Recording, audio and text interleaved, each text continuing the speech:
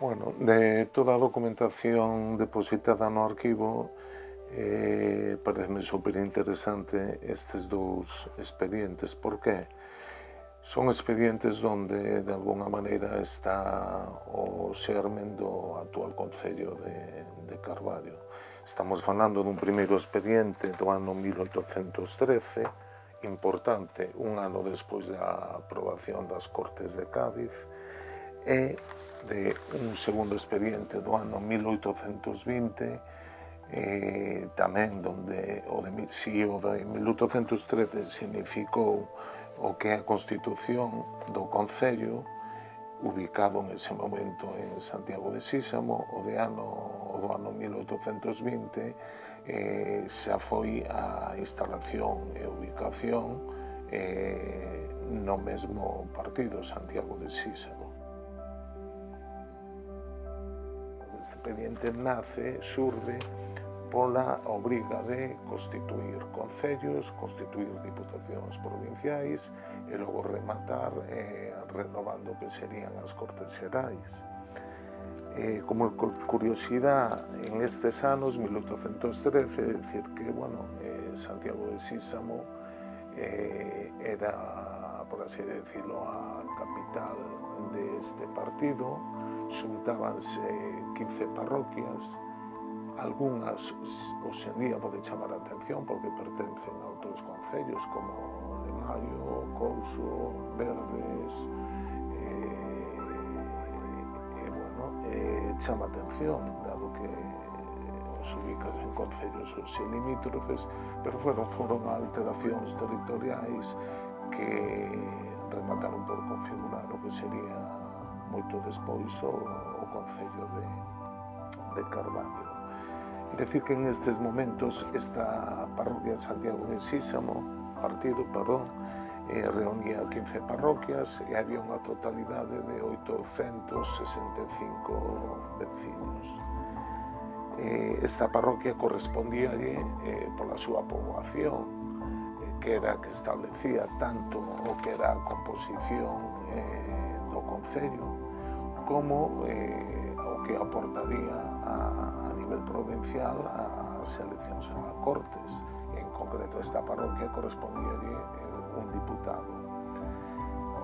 Decía antes que estes dous expedientes, a pesar de que hai unha diferencia de anos, os dous en orixen o que poñen en práctica foi o corpo legislativo das Cortes de Cádiz. Eran un momento onde os liberais estaban no poder. Lembrar que nestes tempos liberais e absolutistas pelexaban polo poder, e chegamos logo ao que sería cronolóxicamente o segundo expediente, que sería en 1820, cando as diferentes xuntas tiñan moito poder a nivel territorial e obligaron a Fernando VII a sancionar outra vez as Cortes, retomar o que a legislación das Cortes de Cádiz.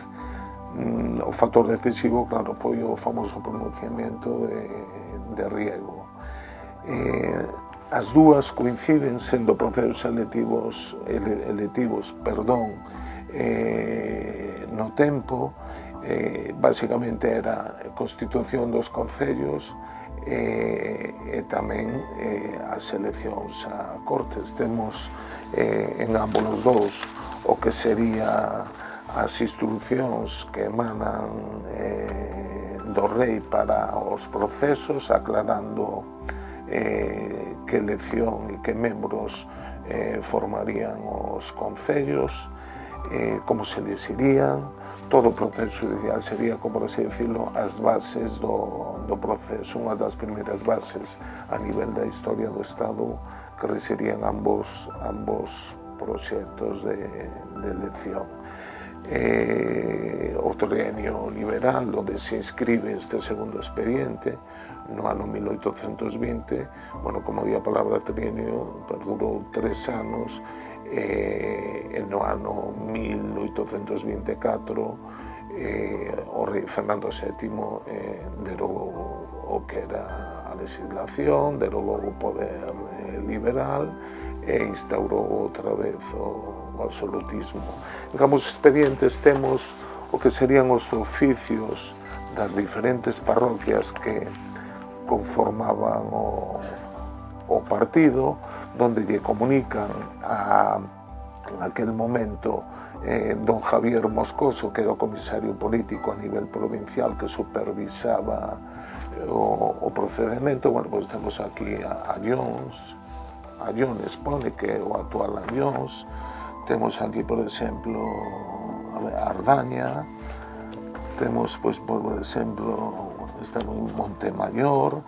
O sea, eran oficios a nivel provincial donde en cada parroquia elexían os seus electores. Estes electores, nunha xunta de electores, elexían tanto diputados a Cortes como na súa correspondente parroquia e o seu correspondente partido elexían os membros que logo compoñerían o Concello. O partido de Bergantiños en aquel momento tiña, como nota curiosa, 71 parroquias.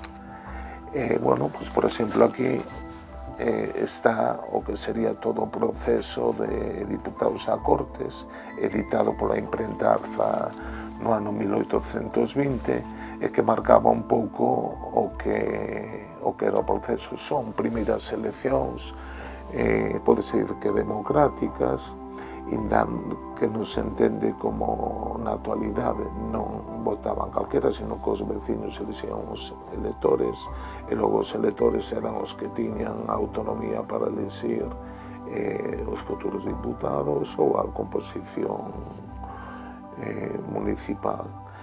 E bueno, este é un pouco o que foi o proceso tanto de constitución do Concello de Santiago de Sísamo, en donde a parroquia de San Xoán era unha das parroquias das 15, como dixen antes, e bueno, a nivel provincial no ano 1820, pois como se desenvolveron os acontecementos, se desembocaron unhas novas cortes, novos concellos e, por suposto, a instalación definitiva naquel momento do Concello, o Ayuntamiento, como se chamaba na época en español, de Santiago de Sísamo.